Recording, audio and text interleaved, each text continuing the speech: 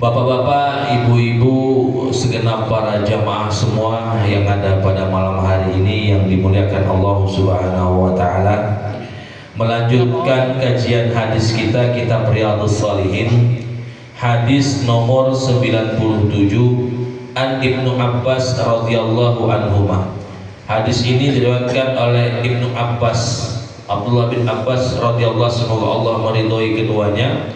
Qala Rasulullah sallallahu alaihi wasallam, bahwasanya baginda Nabi itu pernah bersabda, nikmatani maghbunun fihi ma katsiran minan nas.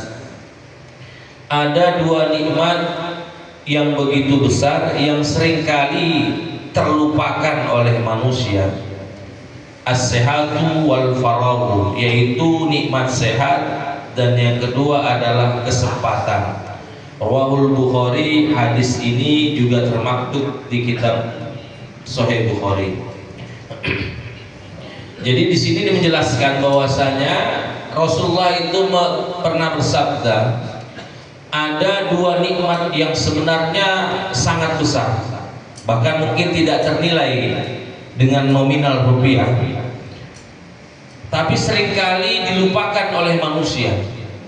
Apa itu? Yaitu sehat dan kesempatan. Mengapa kok disering dilupakan manusia? Karena manusia itu orientasinya atau sudut pandang manusia itu menganggap nikmat itu yang berkaitan tentang mal, harta biasanya. Mobil baru, kalau dapat bongkaran tanah, baru dianggap nikmat. Kalau dapat untung besar, baru dibilang nikmat. Dapat izin nikah lagi, nah itu baru dibilang nikmat biasanya oleh manusia. Kebanyakan seperti itu, Pak. Padahal kalau kita lihat, ulama itu mengatakan al-malu huwa adnanud darajatir rizq. Jadi harta itu justru adalah rezeki yang paling rendah sebenarnya. Jadi kalau kita berbicara rezeki, Pak, harta itu yang paling rendah. Usaha toko sampai itu yang paling rendah. Tabungan itu yang paling rendah. Apalagi kolam ikan itu yang paling rendah nilainya, Pak. Jadi kalau kita bicara harta itu yang paling rendah justru. Makanya ulama itu bahkan mengatakan justru yang paling tinggi itu apa? Wal al-afiyatu hiya a'la darajati rizki. Justru sehat wal afiat itulah rezeki yang paling tinggi sesungguhnya. Jadi kalau kita mau lihat rezeki yang paling tinggi yang Allah berikan dalam hidup kita ini apa, Pak? Sehat. Itu paling tinggi. Jadi jangan dibalik, gara-gara ngejar dunia, kesehatan dikorbankan. Ini terbalik namanya, Pak. Karena bagaimanapun, apapun rezekinya, Pak, sehat inilah yang nomor satu. Justru harta itu yang paling bawah. Itu kalau kita mau tahu. Loh, kenapa kok demikian, Pak? Karena sebanyak apapun harta kita, Pak, kalau kita tidak sehat, maka nggak akan ada rasanya gitu loh. Contoh, kita naik mobil paling enak apa, Pak? Mobil Alphard misal. Akan terasa nikmat mobil Alphard itu kalau kita sehat. Sampai naik mobil Pak dalam keadaan sakit gigi, apapun merek mobilnya, Pak, nggak bakal enak itu, Pak. Yang ada malah emosi kita naik mobil itu, Pak, kalau sakit gigi. Sama punya mobil, punya rumah mewah sih misalnya, punya rumah kayak istana, akan terasa enak kapan? Kalau kita sehat. Sekali sampai dikasih lumpuh total, Pak, gak ada nilainya rumah Anda itu. Itu, Pak, sehatnya begitu luar biasa. Apalagi yang mau kita bilang, Pak? Semisal kita dapatlah misalnya proyek yang ratusan M, mungkin bagi Anda itu akan luar biasa kalau sehat. Sekali Anda kena serangan jantung, gak ada nilainya, Pak, uang itu, Pak. Nah, itu betapa pentingnya sehat dalam hidup kita. Tapi sayang, sehat ini kadang dipandang sebelah mata oleh manusia. Buktinya apa? Orang, Pak, kalau beli mobil baru, selamatan. Punya rumah baru, tasyakuran. Pernah nggak kita selamatan dengan kesehatan kita, Pak? Gak usah jauh-jauh selamatan, Pak. Bangun pagi nih, sempat nggak kita mengucapkan alhamdulillah ketika kita bangun dalam keadaan sehat? Kan jarang, Pak. Yang kita cari paling apa, Pak? Handphone, istri saya mana ya? Itu. Yang kita ingat itu, padahal setidaknya kita ucapkan alhamdulillah ya Allah, hamba dibangunkan pagi ini dalam keadaan sehat walafiat. Itu rezeki yang paling tinggi yang Allah titipkan dalam hidup kita, Pak. Cuma sayangnya seringkali dianggap sebelah mata oleh manusia. Makanya di saat kita diberi nikmat rezeki, diberi nikmat sehat, Pak, walaupun yang lain mungkin tidak kita dapatkan, setidaknya sehat sudah ada dalam hidup kita, itu sudah luar biasa anugerah yang Allah berikan. Yang kedua, apalagi Pak? Al-faragh, kesempatan. Kesempatan ini juga anugerah terbesar, Pak.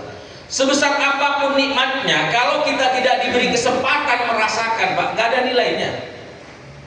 Ada orang, makanya ada pepatah mengatakan hampir itu nggak bisa dikategorikan cukup. Misal Pak Haji Dikun ngomong, Ustaz, hampir saya poligami Pak Ustaz. Ya sebatas hampir, ya tetap gagal namanya, Pak. Kan gitu, Pak. Gak bisa dijadikan nikmat itu, Pak. Hampir saya dapat ikan besar, kata Ustaz Ayudi, tetap boncos namanya. Gak ada nilainya.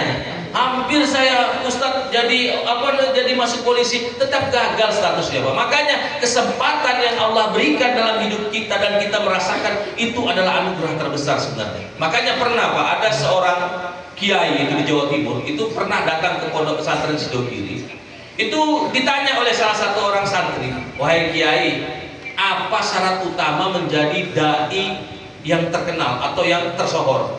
Maka kiai itu menjawab, syarat menjadi dai itu cuma satu saja, Pak, kalau mau hebat. Syarat menjadi seorang penceramah yang hebat itu cuma satu, apa? Ada yang ngundang. Karena mau sehebat apapun orang ngomong, Pak, sejago apapun orasinya, gak ada yang ngundang, pengangguran, Pak. Kan iya, Pak. Mau ceramah di mana coba? Kalau gak ada yang ngundang, masa mau datang sendiri tanpa undangan? Bahaya, Pak. Kan situ artinya, kalau seorang ulama atau seorang ustadz itu ada yang undang, berarti Allah memberi kesempatan bagi dia untuk tampil. Loh, itu Pak, artinya gimana pun nikmat, Pak, kalau Allah nggak ngasih kesempatan, ya sebatas angan-angan. Makanya kok kita sampai Allah diberi kesempatan malam ini bisa berkumpul dalam keadaan sehat walafiat, artinya kita punya nikmat yang begitu besar yang Allah berikan dalam hidup kita, apapun keadaan kita. Karena mohon maaf, Pak, yang Allah lihat dalam manusia itu bukan keadaannya, tapi bagaimana dia menyikapi dari keadaan tersebut. Makanya kadang sehat itu bisa menjadi anugerah kapan? Kalau dia pintar menyikapinya. Sakit bisa menjadi anugerah juga kapan? Kalau dia bersabar dengan itu. Karena sehat juga bisa menjadi bencana, sakit pun bisa menjadi bencana, Pak, kalau kita tidak pandai dalam menyikapinya. Sakit bisa menjadi anugerah kalau kita sabar, sakit bisa menjadi bencana kalau kita menyalahkan keadaan. Sama sehat, Pak, sehat bisa menjadi anugerah kalau kita bersyukur, sehat bisa menjadi bencana kalau kita sombong. Mungkin kita ada yang mengatakan, oh siapa yang sombong dengan kesehatannya, Pak? Ada, Pak. Fir'aun itu, dia mengaku Tuhan bukan karena banyaknya pasukan, bukan karena banyaknya harta, karena nggak pernah sakit, Pak. Sehingga dia berpikir, wah saya ini kok sehat terus ya, jangan-jangan saya sakti, oh jangan-jangan saya titisan dewa. Sehingga karena itu muncullah pikiran bahwasanya dia Tuhan. Ya kan sering terjadi juga, Pak, mohon maaf, ada orang kecelakaan, tiba-tiba tidak ada lecet sedikit pun, gak ada luka, Pak. Harusnya kan dia bersyukur biasanya, tapi kadang ada orang salah pikiran, Pak, wih jangan-jangan saya sakti nih, terseret di aspal gak ada lecet sama sekali, wah jangan-jangan saya keturunan minyak jingo kalau gitu. Kan gitu, kadang ada orang berpikir seperti itu, Pak. Artinya kadang Allah memberi kemudahan justru disalah tanggapin. Nah itu makanya, Pak, makanya dalam hidup kita ini bukan keadaan yang Allah lihat, tapi bagaimana kita menyikapi keadaan itu. Maka pandai-pandailah kamu bersyukur dan pandai-pandailah bersabar dengan keadaanmu. Mungkin ini saja yang saya dapat sampaikan, Pak. Kalau terdapat kata-kata yang kurang berkenan, saya mohon maaf. Kalau ada kebaikan itu murni datangnya dari Allah. Allahumma muwaffiqil aqwamit thoriq. Assalamualaikum warahmatullahi wabarakatuh.